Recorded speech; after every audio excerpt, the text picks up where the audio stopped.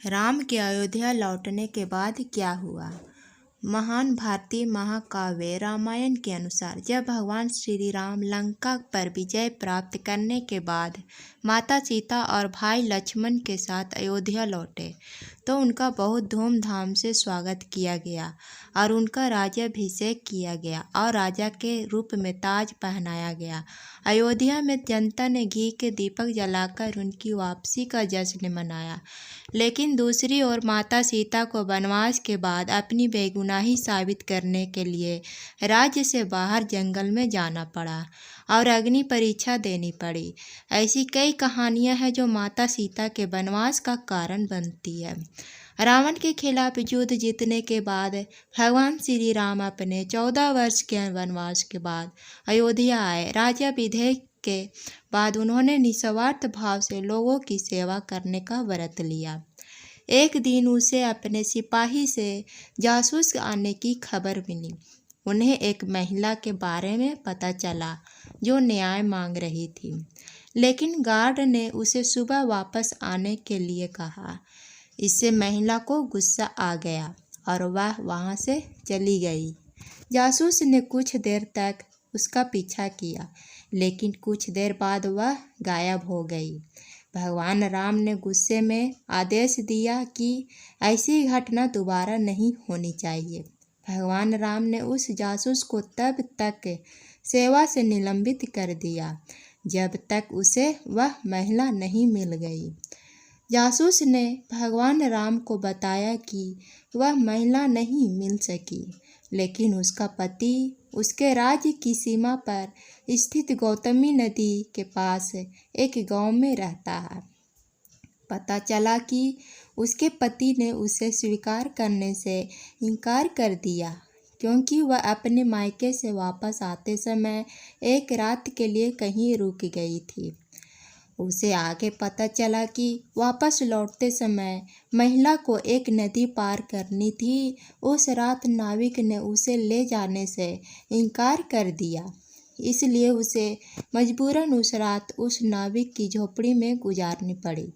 उसके पति को उसकी पवित्रता पर संदेह हुआ और उसने घर से निकाल दिया। महिला ने माफ़ी मांगने से इनकार कर दिया क्योंकि उसने कोई अपराध नहीं किया है और अपने पति से कहा कि वह मर्यादा पुरुषोत्तम भगवान राम से न्याय मांगेगी। भगवान राम एक आम आदमी का भेष धारण करके जासूस के साथ गांव में गए और पाया कि गांव वालों ने उस महिला को दोषी ठहराया और अपने राजा श्री राम के निर्णय पर सवाल उठाए।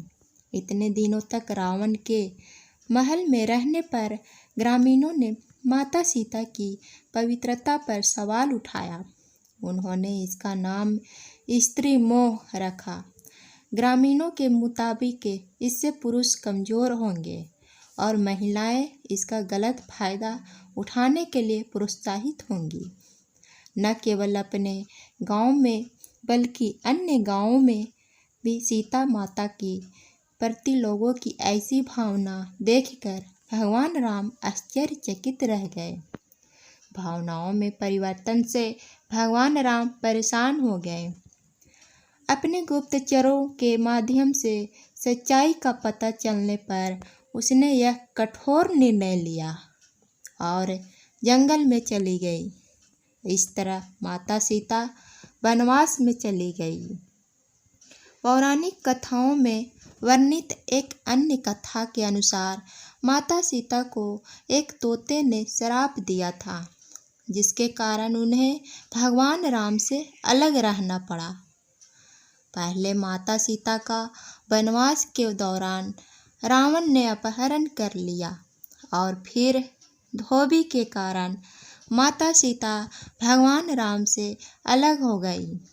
तोते का वह जोड़ा जिसने सीता माता को राम के साथ उसके भविष्य के बारे में बताया था, वह तब भयभीत हो गया जब उसने उन्हें अपने साथ महल में रहने की पेशकश की। यह भी कहा जाता है कि अगले जन्म में तोता वही धोबी था जिसने माता सीता के चरित्र पर उंगली उठाई थी, जिसके बाद भगवान राम ने गर्भावस्था के दौरान माता सीता का त्याग कर दिया था। इसके बाद माता सीता महर्षि वाल्मीकि के आश्रम में पहुंची और लव कुश को जन्म दिया। यही थी हमारी राम और सीता की कहानी। अगर हमारी कहानी अच्छी लगी होगी तो मेरा चैनल को सब्सक्राइब करें।